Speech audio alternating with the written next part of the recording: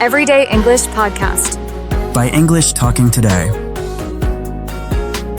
Hey everyone, welcome back to English Talking Today. I'm Mary, and today we're going to explore something really special that combines learning English with understanding one of the most powerful ideas about personal change. We're diving into a book called Atomic Habits by James Clear, and I promise you, by the end of this conversation, you'll not only learn some fantastic English vocabulary and expressions, but you'll also understand how to actually transform your life through the power of tiny changes. Now, before we jump into the details, let me ask you something. Have you ever felt frustrated because you want to improve your English, or get healthier, or learn a new skill, but you just can't seem to stick with it? Maybe you start strong on Monday with big plans and enthusiasm, but by Friday, you've already given up. If that sounds familiar, you're absolutely not alone, and more importantly, it's not because there's something wrong with you. The problem is usually that we're thinking about change in the wrong way. James Clear's book introduces us to a completely different approach. The central message is beautifully simple yet incredibly profound. Instead of trying to make huge, dramatic changes overnight, what if you just focused on getting 1% better each day? Just one tiny percent. It sounds almost too small to matter, right? But here's where the math gets really interesting. If you improve by just 1% every single day for an entire year, you don't end up just 365% better. Because of the way improvements compound on each other, you actually end up 37 times better than when you started. Think about that for a moment. 37 times better, just from making tiny improvements that seem almost invisible on any given day. Let me give you a concrete example to help this sink in. Imagine you're learning English and you commit to learning just 3 new words every single day. On day 1, that feels like nothing. 3 words won't make you fluent. But if you keep that up consistently, by the end of 1 month, you'll have learned 90 new words. After 6 months, that's over 500 words. After a year, you've added more than 1,000 words to your vocabulary, and because you've been using these words regularly, they're actually part of your active vocabulary, not just sitting there forgotten. That's the power of small, consistent actions compounding over time. Now, understanding this concept is one thing, but actually implementing it in your daily life is where most people struggle. That's why James Clear developed what he calls the 4 laws of behavior change. These are 4 practical principles that help you design habits that actually stick. Let's explore each one in depth, and I'll show you how to apply them both to learning English and to any other area of your life where you want to improve. The first law is make it obvious. This might sound simple, but it's absolutely crucial. Your brain is constantly scanning your environment for cues that trigger certain behaviors. If you want to build a new habit, you need to make the cue for that habit impossible to miss. Let's say you want to start running every morning. Instead of keeping your running shoes hidden in your closet where you have to remember to get them out, put them right next to your bed before you go to sleep. When you wake up in the morning, the first thing you see is those shoes staring at you, reminding you of your commitment. You've made the cue obvious. The same principle applies to learning English. If you want to practice reading in English every day, don't keep your English book on a shelf somewhere. Put it on your pillow in the morning so when you come back to your bedroom at night, you literally cannot ignore it. Or if you want to practice English vocabulary, stick colorful notes with new words all around your house, on your bathroom mirror, on your refrigerator, next to your computer. Every time you see these words throughout your day, you're reinforcing them in your memory and reminding yourself of your learning goal. One of the most powerful techniques within this first law is something called habit stacking. This is where you take a habit you already do consistently every single day and attach your new habit right to it. The formula is simple. After I do this existing habit, I will do this new habit. For example, you already brush your teeth every morning without thinking about it, right? So you could say, after I brush my teeth, I will speak one sentence in English out loud. Or after I pour my morning coffee, I will read one paragraph from an English article. You're using the momentum of an existing automatic behavior to launch your new habit. The existing habit becomes the trigger for the new one. Another aspect of making it obvious is being incredibly specific about your intentions. Instead of saying something vague like, I will practice English more, you need to create what Clear calls an implementation intention. This means planning exactly when and where you will do your habit. For instance, I will study English grammar for 20 minutes at 7 p.m. at my desk in my bedroom. When you make your intention this specific, your brain doesn't have to use willpower to decide when to act. The time and place become automatic triggers. Research shows that people who create these specific plans are much more likely to follow through than people who just have general intentions. Now let's move to the second law, which is make it attractive. This law is all about motivation and desire. Your brain has a chemical called dopamine that gets released when you anticipate something pleasurable. This dopamine rush is actually what drives you to take action. If you can make your habit attractive, if you can associate it with something enjoyable or rewarding, your brain will start craving it and you'll naturally want to do it more often. One way to make habits more attractive is through a technique called temptation bundling. This means you pair something you need to do with something you love to do. Let's say you really enjoy drinking your favorite tea or coffee, but you know you need to practice English listening. You could create a rule for yourself that you only get to drink that special beverage while you're listening to an English podcast or watching an English video. Suddenly, English practice becomes associated with something pleasant, and your brain starts looking forward to it. Another powerful approach is to join a group or culture where your desired behavior is normal. If you want to improve your English, surround yourself with people who are also learning English or who speak English regularly. This could be an online community, a local study group, or even just following English learners on social media who share their progress. When you see other people doing what you want to do, when you see it as normal and valued by people you respect, the behavior becomes much more attractive to you. We humans are deeply social creatures, and we naturally want to fit in with the groups we belong to. You can use this tendency to your advantage by choosing your groups wisely. The third law is make it easy, and this one is probably where most people go wrong with their habits. We tend to think that if something is worth doing, it should be hard.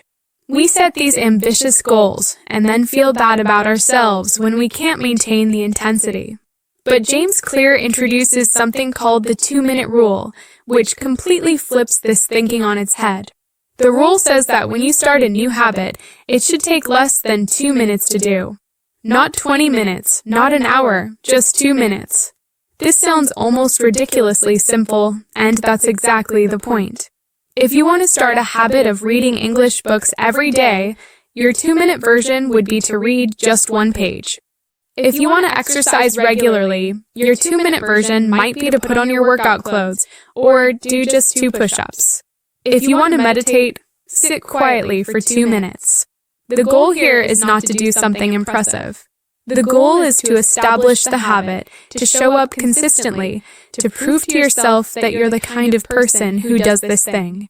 Once the habit is established, once it feels automatic and easy, then you can gradually expand it. But you have to start by making it so easy that you can't say no. I remember when I first started trying to journal in English every day. I set this goal of writing 3 full pages every morning, and I lasted maybe 4 days before I gave up because it just felt like too much work. Then I learned about the 2-minute rule, and I changed my approach completely. I told myself I only had to write 3 sentences. Just 3 sentences in English about anything at all. That felt so easy that I could do it even on my busiest, most exhausted days. And you know what happened? Once I started writing those 3 sentences, I often found myself naturally writing more because I was already in the flow. But even on the days when I only wrote 3 sentences, I still felt successful because I had kept my commitment. That sense of success, that feeling of maintaining my streak, became incredibly motivating. This law also reminds us that repetition is far more important than perfection. You don't need perfect conditions to start. You don't need to have 2 hours of free time, or complete silence, or the perfect textbook, or any other excuse we tell ourselves. You just need to start with something small and do it repeatedly. Every single repetition is building new neural pathways in your brain, making the behavior more automatic. The more you repeat it, the more it becomes part of who you are, until eventually you do it without even thinking about it. The fourth and final law is make it satisfying. This law recognizes something really important about human psychology. We're much more likely to repeat a behavior if it feels good immediately afterward. The problem with many good habits is that the benefits come in the future, while the costs are immediate. When you study English, the effort is right now, but the fluency you want is months or years away. Your brain doesn't naturally connect today's effort with tomorrow's reward, so you need to create an immediate sense of satisfaction to bridge that gap. One simple way to do this is to track your habits visually. Get a calendar and put a big red X on every day that you complete your habit. After a few days, you'll have a chain of X's, and you won't want to break the chain. That visual representation of your streak becomes its own reward. Every time you mark off another day, you get a little hit of satisfaction and accomplishment.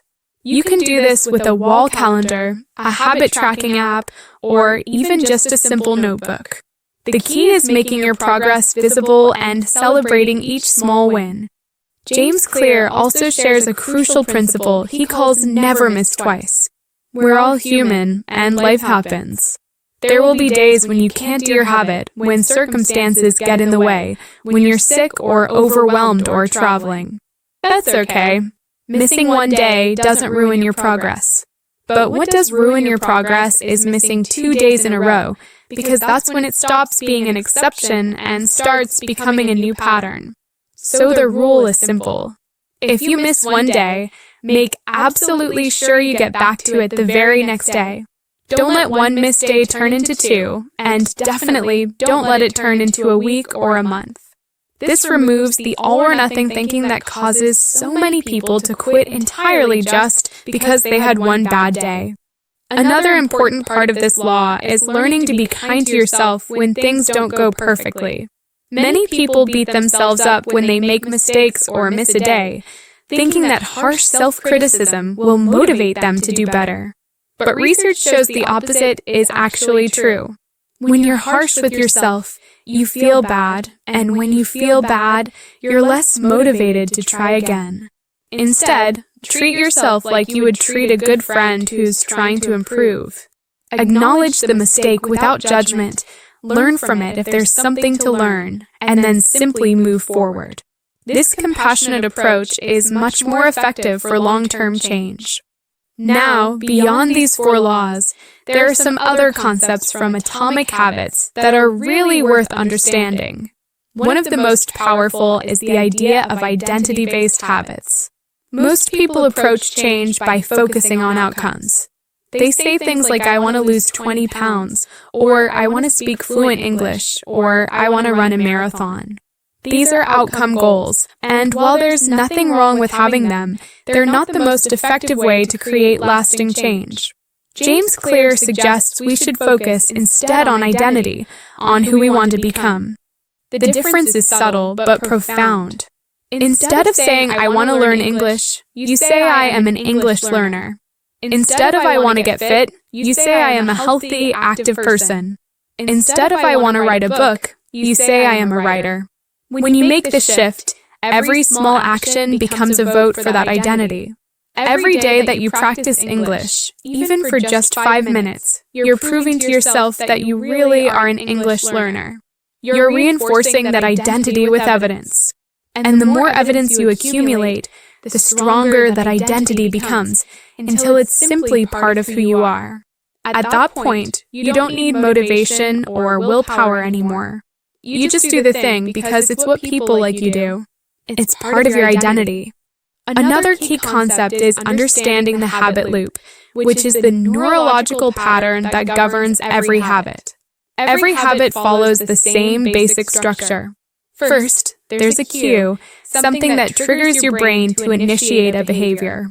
Then there's a craving, the motivational force, the desire for some kind of change or reward. Next comes the response, the actual habit you perform. And finally, there's the reward, which satisfies the craving and teaches your brain to remember this loop for the future. Understanding this loop helps you analyze any habit, whether you're trying to build a good one or break a bad one. You can intervene at any stage of the loop to change the behavior. James Clear also emphasizes something that I think is absolutely crucial. He says that environment is more powerful than willpower. We like to think that we have unlimited self-control, that if we just try hard enough, we can resist temptation and force ourselves to do the right thing. But the reality is that willpower is a limited resource, and your environment is constantly influencing your behavior in ways you don't even notice. If you keep junk food in your house, you're going to eat it no matter how much willpower you think you have. If your phone is sitting on your desk when you're trying to study, you're going to get distracted. The solution isn't to just try harder. The solution is to design your environment to make good choices easier and bad choices harder. For English learning, this might mean changing your phone's language settings to English, so you're constantly exposed to the language. It might mean unsubscribing from entertainment in your native language and replacing it with English content. It might mean rearranging your study space so everything you need for English practice is within reach and there are no distractions visible. These environmental changes might seem small, but they add up to make a huge difference in your actual behavior. The beauty of the atomic habits approach is that it works for absolutely anything you want to change or improve. Whether you're learning English, trying to eat healthier, wanting to exercise more, hoping to save money, or working on any other goal, these same principles apply. You make the cue obvious, you make the habit attractive, you make it easy to start, and you make it satisfying to complete.